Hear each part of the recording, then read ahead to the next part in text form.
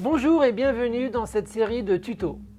Je suis le docteur Audrey Dejonge et j'ai l'honneur de travailler dans le service du professeur Samir Jaber, tous les deux au CHU de Montpellier. Les objectifs de ce tuto sont de répondre aux questions les plus fréquemment posées par les utilisateurs de respirateurs de réanimation en vous donnant donc des questions courtes et des réponses courtes.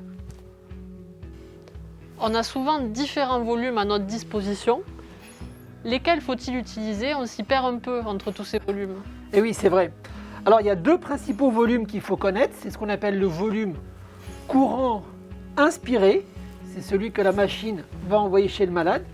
Et le volume courant expiré. C'est celui que le patient expire, renvoie. Et donc, la machine va mesurer ces deux volumes.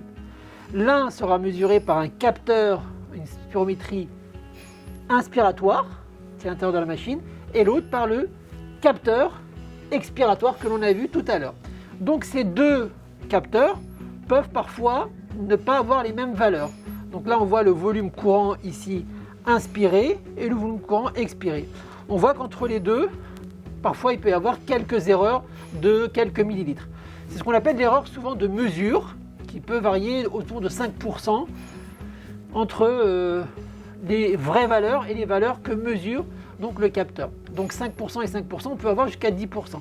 Jusqu'à 10%, on peut tolérer. Au-delà, c'est qu'il y a un problème des deux capteurs, il faut vérifier.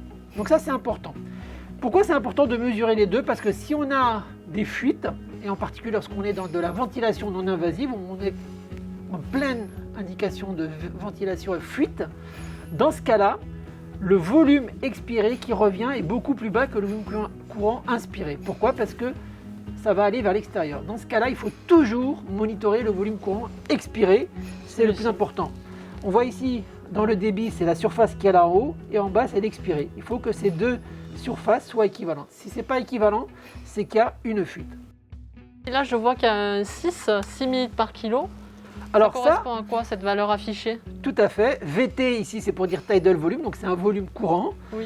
Et on retrouve le PCI qui est le poids corporel idéal pour dire poids idéal théorique. Et en fait, on fait le VT divisé par le poids du patient.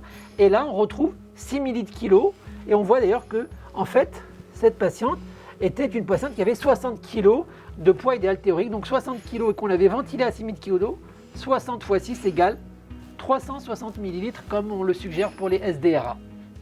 Merci beaucoup. Merci.